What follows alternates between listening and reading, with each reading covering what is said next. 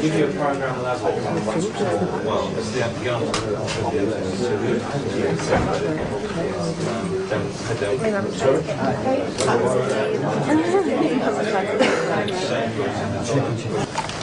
I decided to stand, not to try to win an election, obviously, because the last thing on earth I would like to be, along with a few other things, is a member of Parliament. Not least because it's an irrelevance.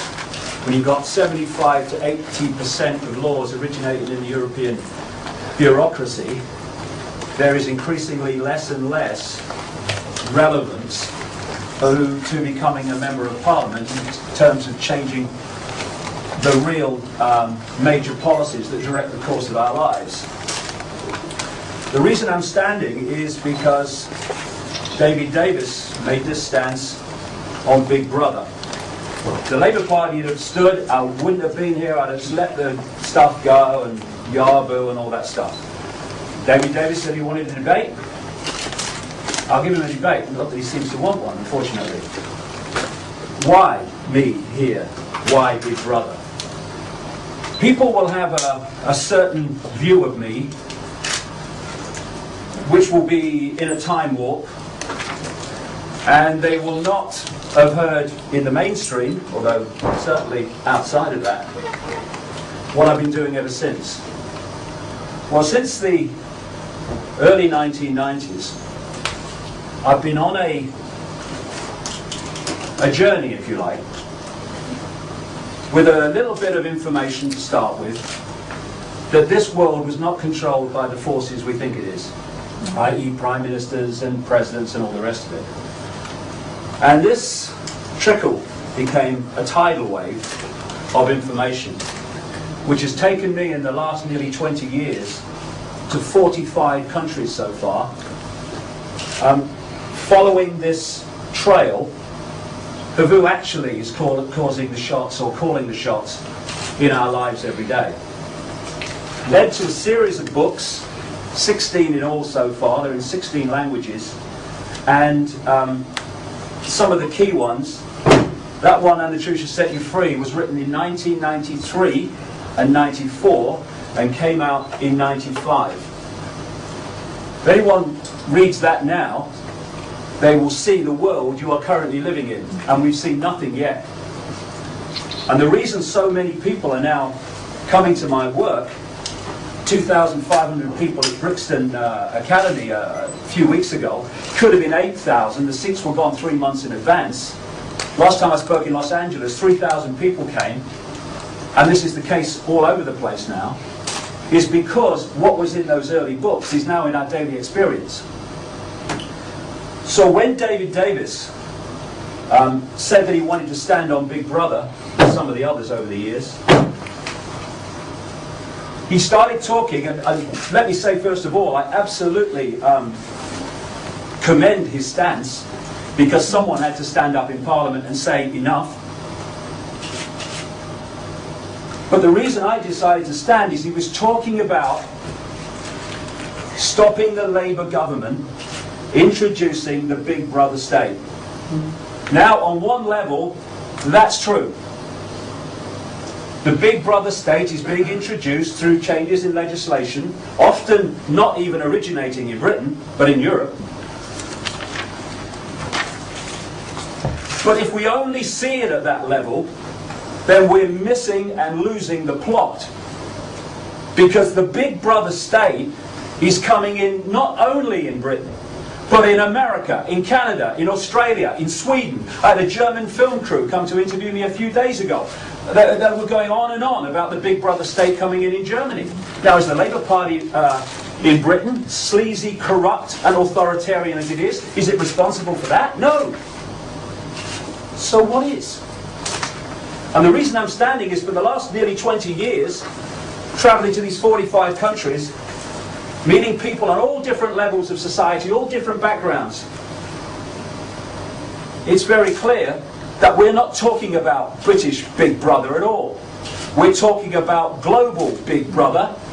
And although, again, I commend David Davis talking about security cameras, surveillance cameras, DNA databases, all of which are in these books, by the way, that they were coming before anyone was talking about them. I commend that, but Big Brother is not just about surveillance cameras and about DNA databases. It's massive when you connect the dots. And it's global, and it involves things that David Davis supports, ironically.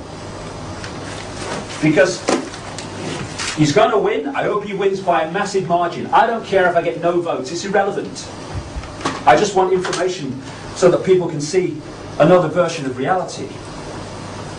But David Davis appears to be in favour of capital punishment. I can't think of many things that are more Big Brother than giving the right to a guy in a funny wig to have the right over life and death of another human being on behalf of the state. I don't feel that that's much far away from Big Brother. And I just wonder if those children and those civilians in Baghdad, when they were being pepper bombed from the sky by high-tech technology, just might have thought that Big Brother might have arrived. And David Davis supported that invasion. So hey, Big Brother's much bigger than we think. And it's about time we started to recognise that, because Big Brother ain't coming, Big Brother's here. The question is, how deeply do we go into it?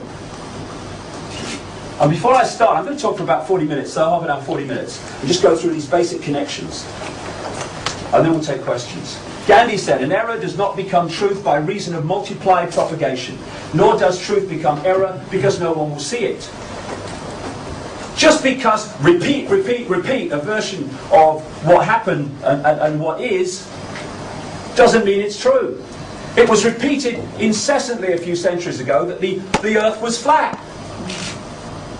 And people who said it was round, nutter, dangerous, condemn him. It's round. Gandhi said, even if you are in a minority of one, the truth is still the truth. And I am no longer in a minority of one. But it doesn't matter. 2 plus 2 equals 4. You can believe it equals 5, because that's what you keep being told. It still equals 4. Mark Twain said, in religion and politics, people's beliefs and convictions are in almost every case gotten at second hand, and without examination, from authorities who have not themselves examined the questions at issue, but have taken them at second hand from other non-examiners whose opinions about them were not worth a brass farthing. This is how official history is written. Well, everyone knows that, mate. Oh really? Well, there's one here. I don't know that, so we made a start. I'm one less than everybody. How do you know that? Well, I heard it on the news. A friend told me. You checked it? No. Einstein. Condemnation without investigation is the height of ignorance. On that definition, we live in a society that is operating at the height of ignorance. Because we constantly condemn that which we do not investigate. Why do we condemn it? Because it's beyond our ability to perceive it. And we constantly misunderstand the difference between the limits of our own perception of possibility and what is actually possible. And when we do that, we enter a mind prison that allows the few to control the many.